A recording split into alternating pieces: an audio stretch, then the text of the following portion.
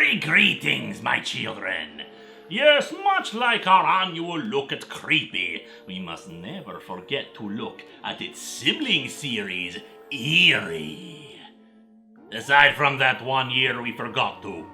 Take a peek at these morbid missives, my children.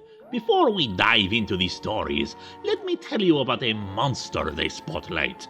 A Penanggalan, a Malaysian variation on vampires.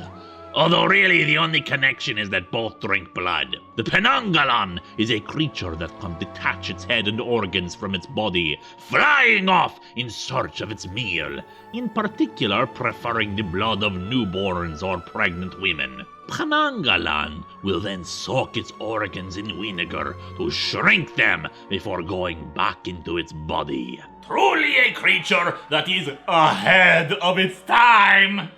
Our real first story is Scavengers, a tale about an alien desert world where a being kills a passerby and takes his eyes for sale. Such eyes, when taken from the near living, have about them a dark aura. But hey, they're green, which means they're worth more. This scavenger soon finds himself another victim. But be careful, the desert is unrelenting, and you never know who might think you're a better deal than them. Next up is The Monument, about Evan Slater and his architectural firm. A year before, it was on the downturn, Slater himself wanting his firm to design his new home to be a showcase for their clients. Looking through some old designs, he finds the work of Charles Langton Court, whose designs were revolutionary, and who refuses to work for him, at least until he's given full control to make a monument to his genius, and to be his tomb, in more ways than one. Third up is The Thing in the Cave, wherein two young boys explore a cave together.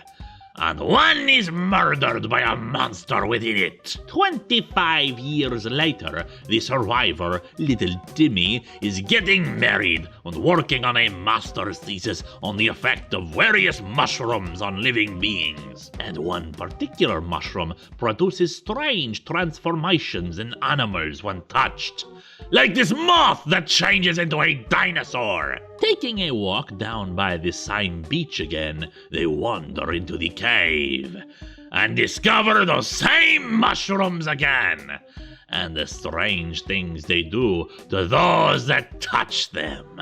And finally we have How We Survived, a post-apocalyptic tale about two warriors coming of age in their respective clans that must join forces against the beasties who would devour them.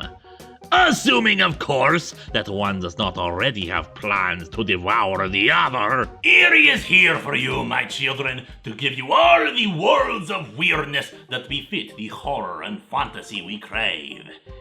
In fact, I'm getting a bit hungry myself. Come back tomorrow for another sumptuous feast from the Longbox.